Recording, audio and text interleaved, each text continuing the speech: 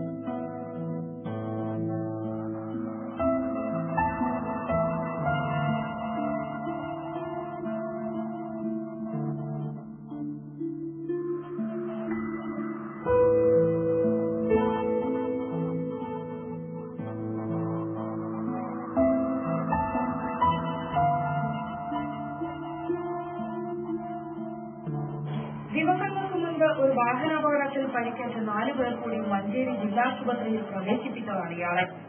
കൂട്ടത്തിൽ ഒരാൾ സഹോദരനാണെന്നും പരിചയപ്പെടുത്തിയിരുന്നു.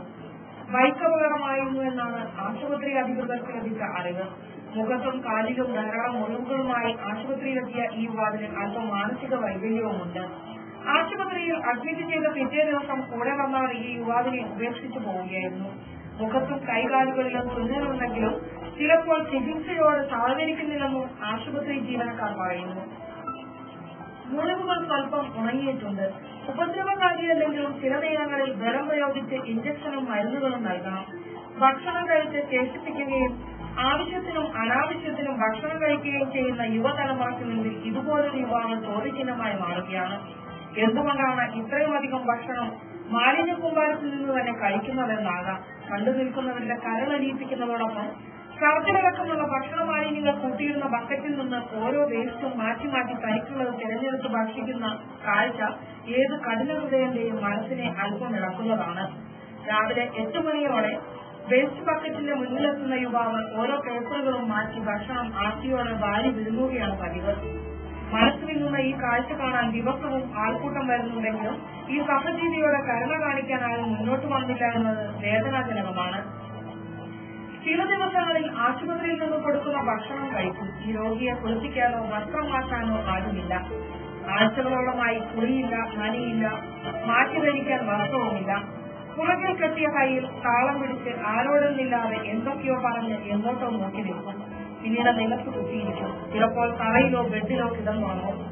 മഞ്ചേരി ജില്ലാ ആശുപത്രിയിലെ കാഷ്വാലിറ്റി ചേർന്ന വാർഡിലെ ഗ്രില്ലിൽ പിടിച്ച് എന്തോ ചിന്തിച്ചു നിൽക്കും. ആരോടും ഉപദ്രവവും ശല്യവുമില്ലാത്ത യുവാവിന്റെ ഉത്തരവാദിത്തം ഏൽക്കുവാനായി ആര് തയ്യാറാവും? ഇതുപോലെ എത്രയോ മനുഷ്യജീവികൾ തെരുവിലൂടെ അലഞ്ഞു തിരിയുന്നു.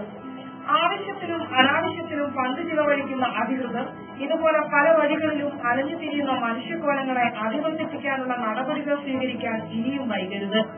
സന്നദ്ധ സംഘടനകളും ഇത്തരക്കാരെ കണ്ടില്ലെന്ന് നടിക്കുകയാണ്.